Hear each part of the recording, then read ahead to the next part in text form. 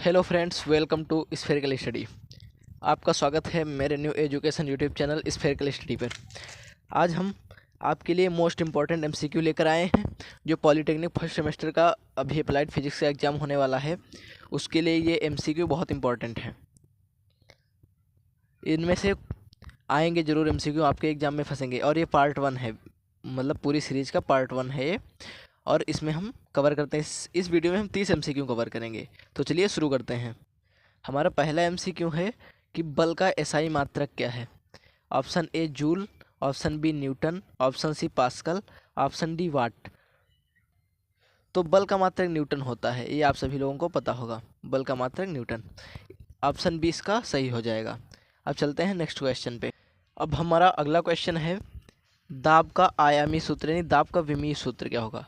दाब का सूत्र होता है, दाब का वैसे अगर भौतिक सूत्र देखें तो होता है P equal to M V, यानी दाब बराबर द्रव्यमान इंटू वेग। तो इसका विमीय सूत्र हो जाएगा ml⁻⁻1 इंटू टी की पावर -2।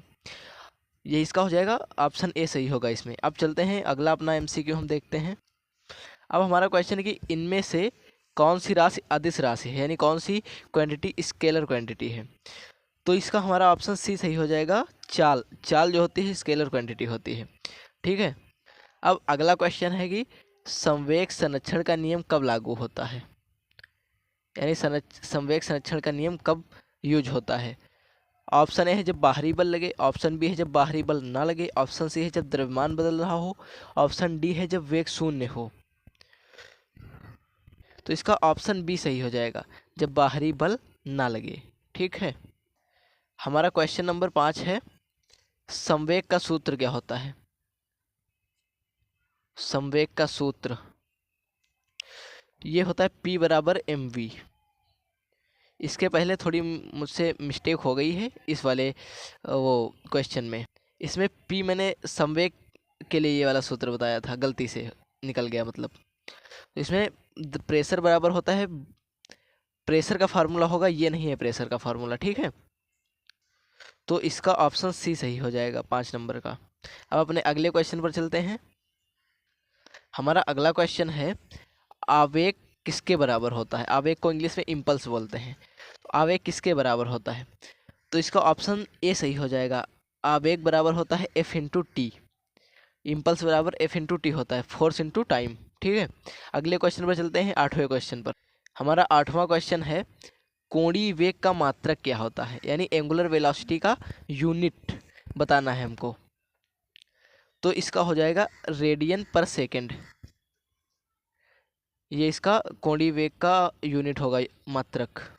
9वां क्वेश्चन है हमारा रैखिक वेग और कोणीय वेग का संबंध होता है। कोणीय वेग को ओमेगा से इंडिकेट करते हैं, रैखिक वेग को वी से इंडिकेट करते हैं। तो इसमें हमारा कौन सा ऑप्शन सही होगा आप लोगों को कमेंट में बताना है, अगर आपने पढ़ा है ये तो। इसका ऑप्शन बी सही होगा, v equal to R into omega. अब अगला क्वेश्चन चलते हैं, क्वेश्चन नंबर 10 पर। ये क्वेश्चन हमारा कहता है अभिकेंद्री बल किस दिशा में लगता है। ऑप्शन ए केंद्र की ओर, ऑप्शन बी बाहर की ओर, ऑप्शन सी ऊपर की ओर, ऑप्शन डी स्पर्श रेखा की दिशा में। तो आप लोग बताइए कमेंट में भाई कौन सा ऑप्शन सही होगा इसमें। तो इसमें हमारा ऑप्शन ए सही हो जाएगा। अभिकेंद्री बल हमेशा केंद्र की ओर लगता है, सेंटर की ओर लगता है, इसलिए इसका इंग्लिश में नाम भी होता है सेंट्रीपिटल फोर्स। सेंट्रीपिटल फोर्स नाम होता है इसका। अगला क्वेश्चन है केपलर का दूसरा नियम किस नाम से जाना जाता है। ऑप्शन ए दीर्घवृत्त का नियम, ऑप्शन बी क्षेत्रफल का नियम, ऑप्शन सी आवर्तकाल का नियम, ऑप्शन डी कक्ष का नियम। तो इसका सही आंसर हो जाएगा ऑप्शन बी क्षेत्रफल का नियम। अगला क्वेश्चन है कार्य शून्य कब होता है। कार्य शून्य कब होता है, इसमें 4 कंडीशंस है। जब कोण 0 डिग्री हो, कोण 90 डिग्री हो, कोण 180 डिग्री हो और कोण 45 डिग्री हो। तो इसमें से आपको बताना है कौन सा ऑप्शन सही होगा। आप लोग कमेंट में लिख के जरूर बताइए कि कौन सा ऑप्शन सही होगा इसमें। इसमें हमारा ऑप्शन बी सही होगा। जब कोण 90 डिग्री का होता है तब कार्य शून्य हो जाता है, तब 0 वर्क हो जाता है। ठीक है। अगला क्वेश्चन है शक्ति का एसआई मात्रक यानी पावर का एसआई मात्रक क्या होता है। तो ऑप्शन ए है joule, option B watt, option C newton, option D pascal. शक्ति का मात्रक वाट होता है। ऑप्शन बी सही हो जाएगा इसमें। चलते हैं अगले क्वेश्चन पर। हमारा अगला क्वेश्चन है गतिज ऊर्जा का सूत्र क्या होता है। तो आप लोगों ने पढ़ा होगा ही, के ई बराबर होता है half M V square. Half M V square ऐसे होता है, यानी काइनेटिक एनर्जी गतिज ऊर्जा बराबर 1/2 एम वी स्क्वायर। तो इसका ऑप्शन बी सही हो जाएगा। ठीक है। हमारा 15 नंबर क्वेश्चन है स्थितिज ऊर्जा किस पर निर्भर करती है, मतलब पोटेंशियल एनर्जी किस पर निर्भर करती है। तो इसमें ऑप्शन ए है ऊंचाई, ऑप्शन बी चाल, ऑप्शन सी कोण, ऑप्शन डी संवेग। तो आप लोग कमेंट में बताइए और मैं आपको बता रहा हूँ इसमें से कौन सा आंसर सही होगा। ऑप्शन ए सही होगा।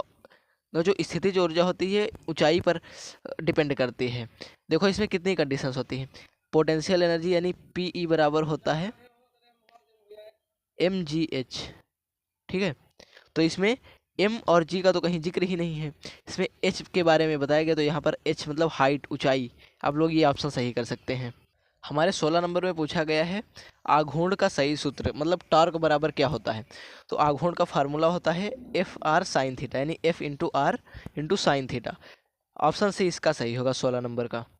अब हमारा अगला क्वेश्चन है घूर्णन गयात्मकता किसके बारे में होती है, मतलब रोटेशनल मोशन किसके बारे में होती है।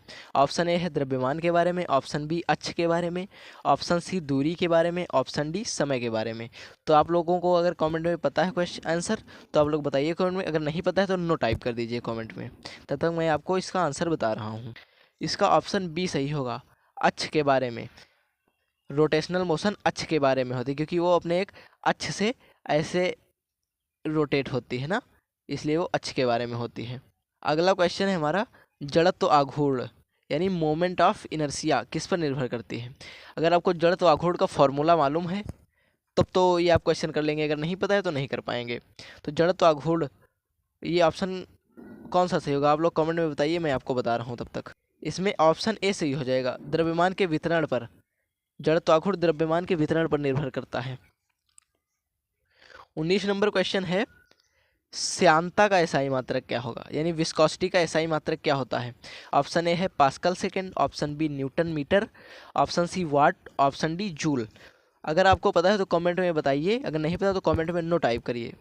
और दोस्तों एक बात और, वीडियो को लाइक कर दीजिए और चैनल को सब्सक्राइब जरूर कर दीजिएगा, ताकि आपको ऐसे ही और इन्फॉर्मेटिव वीडियोज आपके पास पहुँचते रहें। आप कंटिन्यू रखते हैं, हम अपना MCQ की सीरीज कंटिन्यू रखते हैं। इसका आंसर आप लोग कमेंट में बताइए, मैं बता रहा हूँ आपको। इसमें हमारा ऑप्शन ए सही होगा, पास्कल सेकेंड होता है विस्कोसिटी का मात्रक।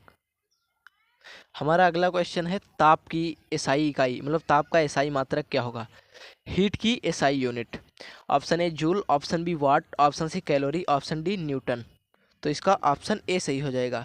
जो जूल होता है वो ताप का एसआई मात्रक होता है। अब अगला क्वेश्चन है 21 नंबर, ऊष्मा संचरण कितने प्रकार के होते हैं। ऊष्मा संचरण के कितने प्रकार होते हैं। ऑप्शन ए है 1, 2, 3, 4। आपको बताना इसमें से कौन सा ऑप्शन सही होगा। अगर आपको नहीं पता है तो आप लोग तुक्का ही लगा कर बताइए, क्या पता आपका तुक्का सही नहीं कर जाए, ऐसे ही क्या पता एग्जाम में भी आपका तुक्का लग जाए। बट आप लोग कमेंट करिए ज़रूर। इसका ऑप्शन सी सही होगा, ऊष्मा संचरण के 3 प्रकार होते हैं। ठीक है। ऑप्शन 22 नंबर क्वेश्चन है हमारा, उबाल में तापमान क्या होता है, बढ़ता है, घटता है, स्थिर रहता है, शून्य होता है। ये तो भाई नॉर्मल सा क्वेश्चन है, अगर आपको ये नहीं पता है तो समझिए ज़्यादा सिस्टम गड़बड़ है फिर। तो इसका ऑप्शन बताइए आप लोग कमेंट में, कौन सा ऑप्शन सही होगा इसमें। अगर आप लोग इसमें सोच रहे हो कि ऑप्शन ए सही होगा तो आप बिल्कुल गलत हो, क्योंकि आपको लगता है कि तापमान बढ़ता है उबालने में, बट तापमान स्थिर रहता है उबालने में। ये ध्यान रखिएगा, तापमान उबालने में हमेशा स्थिर रहता है। ठीक है। उबाल में तापमान हमेशा स्थिर रहता है।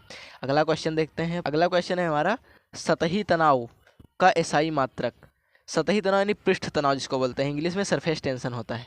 पृष्ठ तनाव का एसआई मात्रक क्या होगा। ऑप्शन ए है newton per metre, option B newton per metre square, option C joule per metre, option D joule per metre square. तो आप लोग कमेंट में बताइए कौन सा ऑप्शन सही होगा इसमें। तो इसमें हमारा ऑप्शन ए सही हो जाएगा, न्यूटन पर मीटर होता है पृष्ठ तनाव का एसआई मात्रक। ठीक है। अब अगले क्वेश्चन पर चलते हैं। हमारा अगला क्वेश्चन है 24 नंबर, हुक का नियम। हुक का नियम के बराबर में इसमें क्या होगा। ऑप्शन ए है तनाव प्रोपोर्शनल विकृति, प्रोपोर्शनल मतलब समानुपाती या अनुक्रमानुपाती। ऑप्शन बी है ताप प्रोपोर्शनल दाब। ऑप्शन सी बल प्रोपोर्शनल चाल। ऑप्शन डी द्रव्यमान प्रोपोर्शनल आयतन। मतलब हुक के नियम के अनुसार इसमें से कौन सा ऑप्शन सही होगा। तो आप लोग कमेंट में बताइए अगर आपने हुक का नियम पढ़ा है तो। अगर नहीं पढ़ा है तो कमेंट में नो टाइप करिए। हम आपको बता रहे हैं इसमें से कौन सा ऑप्शन सही होगा। इसमें से ऑप्शन ए सही होगा, तनाव प्रोपोर्शनल विकृति, यानी हुक के नियम में तनाव विकृति के समानुपाती होता है। ठीक है, ये क्वेश्चन आपको अच्छे से याद कर लेने हैं। ये सारे क्वेश्चन जितने मैं आपको बता रहा हूँ ये सब प्रीवियस ईयर में पूछे हुए क्वेश्चन हैं। और इसके आगे अभी क्वेश्चन मैं बता रहा हूँ, पूरे 30 क्वेश्चन हमको करना है और अभी हुए कितने हैं, 24। अब 25 नंबर क्वेश्चन पर चलते हैं। हमारा 25 नंबर क्वेश्चन है, श्यान प्रवाह में अंतिम वेग कहलाता है। श्यान प्रवाह मतलब विस्कोसिटी में अंतिम वेग क्या कहलाएगा। ऑप्शन ए है क्रांतिक वेग, ऑप्शन बी है अंतिम वेग, ऑप्शन सी है औसत वेग, ऑप्शन डी है तात्कालिक वेग। तो इसमें से हमारा ऑप्शन बी सही हो जाएगा, अंतिम वेग। श्यान प्रवाह में अंतिम वेग ही कहलाता है। अगले क्वेश्चन पर चलते हैं। अगला क्वेश्चन है हमारा, रेनॉल्ड संख्या का उपयोग किसके लिए होता है। ऑप्शन ए ठोस के लिए, गैस के लिए, तरल प्रवाह के प्रकार बताने में, ऑप्शन डी है ऊर्जा पता करने में। तो इसमें ऑप्शन सी सही हो जाएगा, तरल प्रवाह के प्रकार बताने में। हमारा अगला क्वेश्चन है 27 नंबर, विशिष्ट ऊष्मा का अर्थ होता है। स्पेसिफिक हीट का क्या अर्थ होता है। ऑप्शन ए है 1 डिग्री ताप बढ़ने में लगने वाली ऊष्मा, ऑप्शन बी है 10 डिग्री ताप घटाने में लगने वाली ऊष्मा, ऑप्शन सी दाब बढ़ाने में लगने वाली ऊर्जा, ऑप्शन डी है घनत्व मापने के प्रयोग में। तो इस 27 नंबर का ऑप्शन ए सही हो जाएगा, 1 डिग्री ताप बढ़ाने में लगने वाली ऊष्मा को विशिष्ट ऊष्मा कहते हैं। ठीक है, चलते हैं अगले क्वेश्चन पर, 28 नंबर पर। अब 28 नंबर हमारा क्वेश्चन है, तापमान का एसआई मात्रक क्या होता है। ये तो भाई आपको पता होना चाहिए, तापमान का एसआई मात्रक क्या होता है। ऑप्शन ए है Celsius, option B Fahrenheit, option C Kelvin, option D joule. तो इसका ऑप्शन सी सही हो जाएगा, केल्विन। तापमान का एसआई मात्रक केल्विन होता है। अब अगले क्वेश्चन पर चलते हैं। अगला क्वेश्चन है 29 नंबर, द्रव में ऊपर उठने वाला बल क्या कहलाता है। द्रव में ऊपर उठने वाला बल क्या कहलाता है। घर्षण बल, उत्थान बल, गुरुत्व बल, चुंबकीय बल। 29 नंबर का ऑप्शन बी सही हो जाएगा, उत्थान बल कहलाता है। ठीक है, उत्थान बल। अब हमारा आखिरी हमारा लास्ट क्वेश्चन है, 30 नंबर और लास्ट क्वेश्चन। इसमें तरंग की चाल यानी वेव की वेलोसिटी किसके बराबर होती है। आवृत्ति गुणे तरंग दैर्ध्य के, आवृत्ति बटे तरंग दैर्ध्य, ऊर्जा गुणे दाब, द्रव्यमान गुणे आवृत्ति किसके बराबर में होता है। तो इसका ऑप्शन नंबर ए सही हो जाएगा, आवृत्ति इंटू तरंग दैर्ध्य के बराबर होती है तरंग की चाल। ठीक है, मैं आशा करता हूं दोस्तों आपको वीडियो पसंद आया होगा। अगर वीडियो पसंद आया है तो वीडियो को एक लाइक कर दीजिए, चैनल को सब्सक्राइब कर दीजिए और कमेंट में बताइएगा ज़रूर कि आपको ये वीडियो कैसा लगा। मिलते हैं अगले वीडियो में, धन्यवाद।